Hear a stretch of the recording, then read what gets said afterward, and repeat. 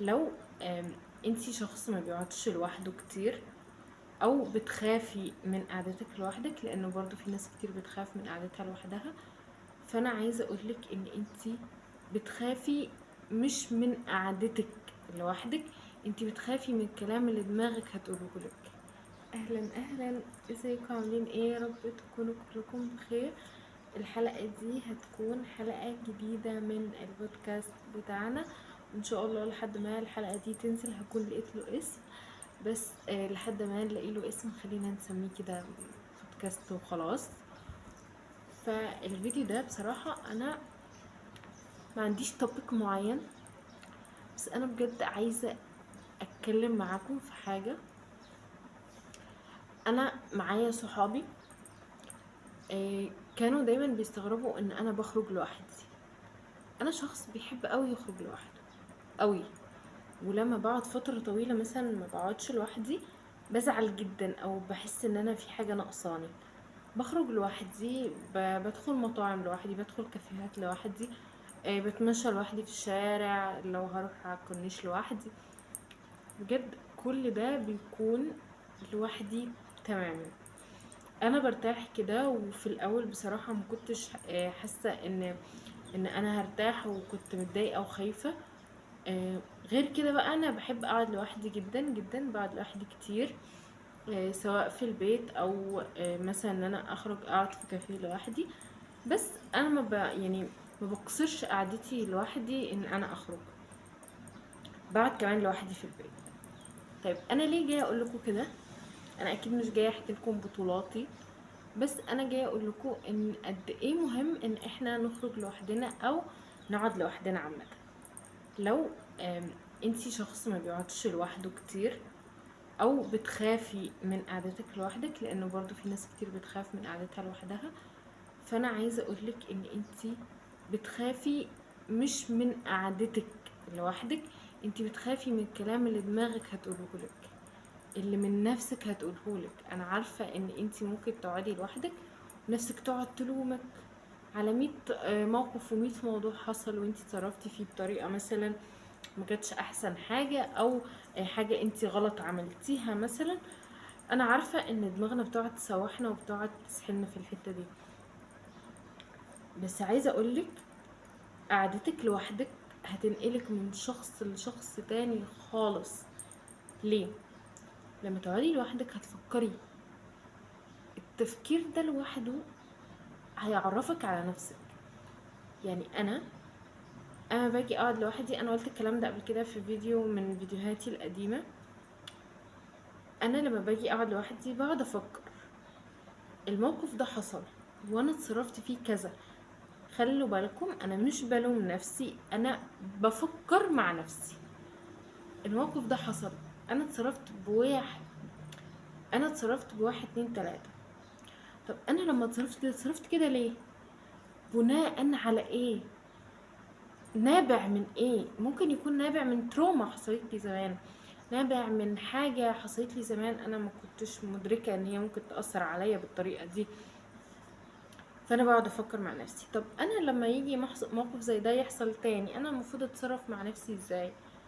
طب هل انا بحب الحاجة دي ولا ما بحبهاش؟ يعني مثلا انا تعرضت لموقف ان حد مثلا هزر معايا بطريقة انا ما حبيتهاش. هل انا ما بحبش طريقة الهزار دي عامة، ولا انا ما بحبش الشخص ده يهزر معايا بالطريقة دي؟ تبدأي تسألي نفسك اسئلة بتعرفك على نفسك اكتر، بتعرفك انتي بتحبي ايه اكتر، بتعرفك ايه الحاجات اللي انتي ما بتحبيهاش. انا من يومين كنت قاعده وحدي خالص عادي، مفيش اي حاجه. والله العظيم ما كانش هدفي ساعتها ان انا اقعد لوحدي، لان انا من كتر قعدتي لوحدي خلاص بقيت ما بخطط لهاش. يعني ما بقولش مثلا النهارده هقعد لوحدي واقفل الموبايل والكلام ده، لا. انا بقيت فجأة بقيت بسيب موبايلي واقعد كده افكر. ففكرت، حسيت انه اوكي، انا الحاجه دي انا ما بحبهاش، ما بحبهاش لان انا ما بحبهاش وخلاص. أم، انا كنت بعملها مثلا لانه مثلا حد بيبقى معايا عايز يعمل حاجه دي، فاوكي بعملها عشانه او عشان البنت اللي معايا. بس انا كرانيا ما بحبهاش. انا لو ما كنتش قعدت لوحدي كده وسرحت وفكرت، ما كنتش هعرف ان الحاجه دي انا ما بحبهاش. عمرك ما هتعرفي الحاجه دي انت بتحبيها او مش بتحبيها الا لو قعدتي فكرتي وجربتي. يعني انا كنت بتوه جدا في الشوارع. ليه؟ لان انا لما بخرج مع حد ببقى كل تركيزي مع الشخص ده، ما بركزش في الطريق، ما بركزش احنا بنركب ايه الطريق، بنروح فين، بنيجي منين، ما بركزش في الحاجات دي. بركز اكتر مع الشخص اللي معايا ومع حكاويه ومع كلامه، لان ودني بتبقى معاه وتركيزي كله معاه. فزي ما هو بيمشي انا بمشي معاه. دي حاجة خلتني اوصل لوقت من الاوقات لما بنزل لوحدي بتصل باختي: هو المحل فين؟ انا واقفة في المكان الفلاني، اركب ازاي؟ اركب ايه مواصلات واركب ازاي؟ فكنت حسيت نفسي في وقت ان انا واقفة خالص، دماغي مش في الدنيا، مش مع الشارع. فمن هنا بدأت ان انا اخرج لوحدي. خروجتي لوحدي عرفتني ان انا مثلا لما باجي اخرج مثلا، كنت بخرج مع اهلي مثلا، كلنا بنطلب نفس نوع الحاجة او مثلا بيتزا. كلهم مثلا شفت حد بيجرب بيتزا كذا، فقلت هاكل زيه فاكلتها فعجبتني. لما جيت اخرج لوحدي، جيت اطلب اكل وكنت لسه هطلب نفس البيتزا، حسيت انه لا، انا ما بحبها، او يعني باكلها عادي بس ما بحبها، مش هي البيتزا اللي انا بحبها اللي اروح اطلبها. فبقيت اجرب حاجات تانية. خروجه في التانية في التالتة اكتشفت نوع البيتزا اللي انا بحبه، اكتشفت الاكلة اللي انا بحبها، اكتشفت ان انا بحب اتمزج وانا باكل. كل الحاجات دي انا اكتشفتها لما كنت لوحدي. ليه؟ طول ما انتي معاكي حد هتبقى تركيزك كله مع الناس دي. طيب انا يا رانيا بقعد لوحدي وبخاف، لان دماغي بتسوحني وبتسحلني في حتت واوفر ثينكينج وحاجات غلط. اعمل ايه؟ في اسئله بتساليها لنفسك، انا ممكن ابقى اكتبها لكم في اول كومنت او اكتبها لكم في الديسكريبشن بوكس. اساليها لنفسك، والاسئله دي هتدخلك العالم ان انت تعرفي نفسك، لعالم ان انت تبداي تسالي نفسك: هل انا الحاجه دي الفلانيه دي بحبها؟ هل انا بحب الطريقه دي ولا ما بحبهاش؟ هل انا ممكن اقبل ان شخص يتصرف معايا بالطريقه دي؟ لا. طب لو حد اتصرف معايا بالطريقه دي انا اتصرف ازاي؟ انا هيبقى رد فعلي ايه؟ انت لازم تفكري في كل الحاجات دي كلها.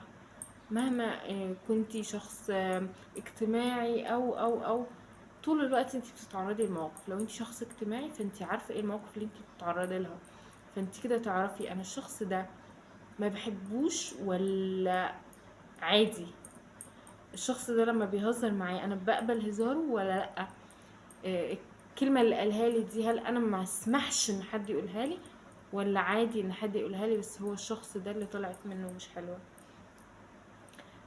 فانا بحب جدا انه كل البنات اللي انا اعرفهم افضل اقول لهم: اقعدوا لوحدكم، اعملي مشروب انتي بتحبيه وتعالي اقعدي.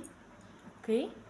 اقعدي على جنب مثلا في اي حته في البيت، حته تكون هاديه، واعملي المشروب اللي انتي بتحبيه واقعدي لوحدك من غير ما تمسكي الموبايل، من غير ما تقعدي تفتحي تيك توك وتسكرول سكرول سكرول، من غير ما تفتحي فيسبوك سكرول سكرول سكرول. مش ده ابدا هدفنا. هدفنا ان انتي تقعدي لوحدك وتسرحي وتفكري كده، تفكري في نفسك، تفكري انا بحب ايه، بكره ايه.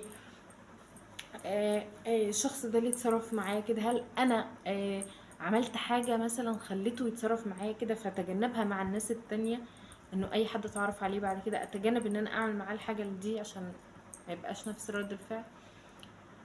بس انا بحب جدا موضوع ان انا اقترح على البنات ان هم يقعدوا لوحدهم ويعرفوا نفسهم اكتر او يخرجوا لوحدهم برضو. خروج لوحدك ممتع بشكل مش طبيعي، بس لو المكان اللي انت موجودة فيه آمن ان انت تخرجي لوحدك. اوكي؟ وبس. لحد هنا ويكون حلقة البودكاست بتاعنا خلصت. اتمنى تجربوا ان انتوا تقعدوا لوحدكم وتسألوا نفسكم الاسئلة اللي هبعتها لكم، او ممكن لو حد فيكم عايزها اكتبها لكم في الكومنت. وبس. اشوفكم في فيديو جديد ان شاء الله، وباي باي.